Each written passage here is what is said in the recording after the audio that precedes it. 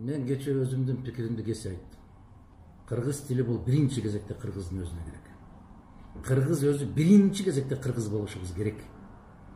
Ушулдурап өзүбүз сүйлөй албай атпайбызбы? 4 сүйлөм сүйлөсөң 2 сүйлөмүн орусча аралаштырып, же башка тилдерди аралаштырып сүйлөп атпайбызбы? Мунун баары эми жалганбы?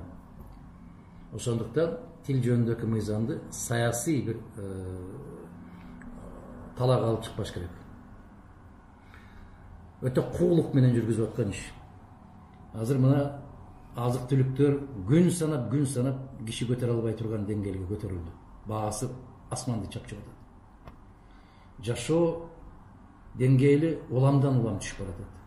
Мамлекеттик бийлик органдарына элдин ишеними кескин түрдө төмөндөп баратат.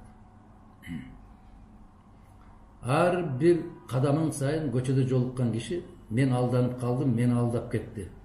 Куруучусу да алдап кетет, соту да алдап кетет, жактоочусу да алдап кетет, милициясы да алдап кетет, прокурору да алдап кетет. Саясатчысы да, депутаты да алдап кетет. Бүтүндөй алдамчылардын өлкөсүнө айланабыз. Мына ушундай учурда көңүлдү башка жака буруп салуу деген ыкма бар. Эгер ушундай кыргыз тилин көтөрүп чыккан болсо, бирөөнү мамлекетти сүйүүчү, экинчисин мамлекетти сүйбөөчү кылып эки тарапка бөлүп койсо, биздин караңгы коом, өзүңүз айткан кайдыгер коом, кокуй деп дуулдап ошол жака уруп кетет. Кокуй дейт. Анын ичип аткан ашы да калат, кылып аткан иши да калат, баары калат. Кокуй деген сөз башталат. Негизи буга чейин деле президент указ чыгарган болчу да, бардык иш кагаздар кыргыз тилинде жүргүзүлсүн деп. Бул талап деле аткарылган жок да, туурабы? Эми указ деп эле чыгара бериштин кажети жок да. Элге жагат экенмин деп.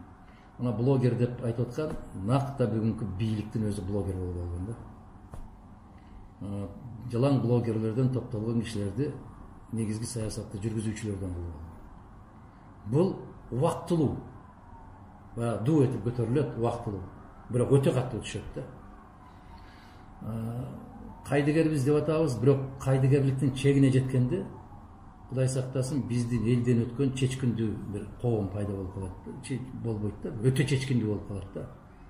Өтө мындай бир кайраткер, мына ушундай кырдаалды өз колдору менен түзүп баратат. Кыргыз тил бекеринен айтпайт. Баягы булут болсом тилим менен улукмун дейт. Улук болсом тилим менен улукмун дейт. Кыргыз тилди менчелик сүйөр. Кыргыз тилди менчелик сүйлөр, кыргыз тилди менчелик каскарлап көкөлөтөр. Ар бир жыйында айтам. Кыргыз тилинин аталасын чыгарбагыла. Аралаштырбай сүйлөгүлө. Так сүйлөгүлө. Адабий тил менен сүйлөгүлө. Деген маселелерди эчен жылдардан бери коюп келатат. Бирок талапты ушундай коюш керек. Жек көрүндү болбой калыш керек. Жек көрүндү болбош керек. Тилди курал катары колдонбош керек. Эгер мен кыргызмын, Исхак Разаковдун сөзү менен айтканда, мен кыргызча сүйлөсөм, сен кыргызча сүйлөсөң, коом да кыргызча сүйлөйт. Бирок өзүң сүйлөбөй атпайсың кыргызча, кыргыз. Маселенин баары ушунда болуп атпайбы? Аны мыйзам менен, тыюу салуу жолу менен жакшылыкка алып келбейт. Бир тилди экинчи тилге кайраштырбаш керек, ага каршы койбош керек. Эмне мыйзамдарда тоскоолдуктар барбы? Кыргыз тилин колдонбогула, кыргызча сүйлөбөгүлө деген тоскоолдуктар барбы? Жок. Эмне тоскоолдук кылып атат? Тек гана эл сүйөр, тил сүйөр, мекен сүйөр сезимдин жоктугу, түркөйлүгү, караңгылыгы. Ошол эле жыйында кече латын алфавитине өтүүнү дагы сунуштады да, кандай зарылчылык бар учурда өтүүгө? Бул дагы жана сиз айткандай адамдын көңүлүнө бир буруп алайын деген бир чакырык бар. Кыргызда керемет сөз бар. Чычкан ийинине кире албай жатып, куйругуна калбыр байлайт дейт. Мына ушундай жагдай. Биз ушунча мезгилден бери түзүлгөн китеп фондубуз бар. Адабий фондубуз бар. Тарых фондубуз бар. Биз мектеп окуу куралдарын даяр турган кириллица менен жаза албай аткандан кийин латын арабинде жазып миллиондогон китептерди кайрадан ошол фондторду которуп чыгабыз деген бул адамдын акылына сыяр жумушпу жокпу?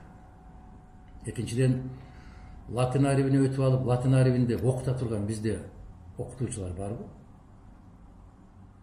Бир сунуш киргизерден башта жети өлчөп бир чечимге келиш керек. Ал баягындай элге жагат экен, чечкиндүү бир көңүлдү бурдурайын деген саясатты жүргүзбөш керек. Бул жерден абдан кылдат болуу керек, өтө кылдат болуу керек. Кайсы тамга менен басасың, анын мааниси жок. Сен эмнени басасың? Мына ошол маани.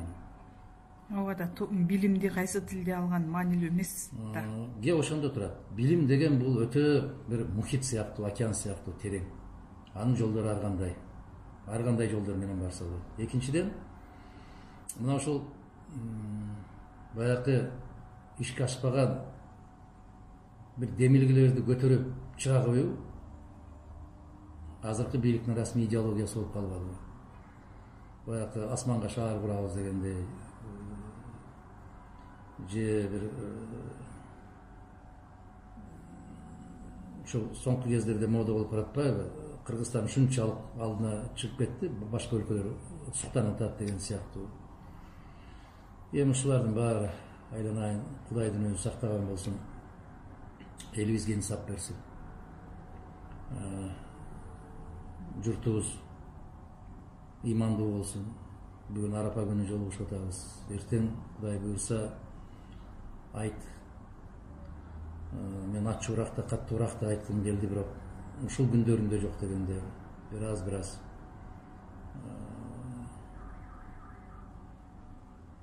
мындай бир жумшагыраак дегендей. Бирок жумшартып болуп туруп, акырында талп эткирип колдон түшүрүп албаса экен дейм да. Себеп ким чындыкты айтса ал ачуу тийип атат. Ачуу тийгенин барып чындыкты айткан жигит кыздарын барып баса калып, элдин өзүнүн пайдагерлигин өзүңүз баса белгиледиңиз. Мына ушундай маселелер каралып атканда жогорку кеңеште Садырбаевдин бир сөзү бар эле. Элим деп кан жүткөргөн балдарыңа кашайгыр качан арка бел болосуң деп. Элге кайрылганда баары бир болуп калганда.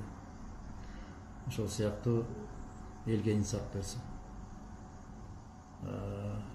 Азыр көпчүлүк мечиттерде жума намаздан кийин бийликтегилерге инсап берсин деп атпайбы? Бийликтегилер бул түздөн түз коомдун, элдин туумдусу. Эл канчалык ыймандуу, эл канчалык инсаптуу болгон болсо, ошончолук ыймандуу, инсаптуу бийликти шайлап алганга акылы жетип калат да.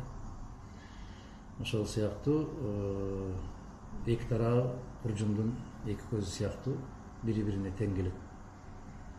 Ошон үчүн биринчи кезекте бийликтин бутагы болгон элге ыйман тилеш керек. Элге тынчтык тилеш керек.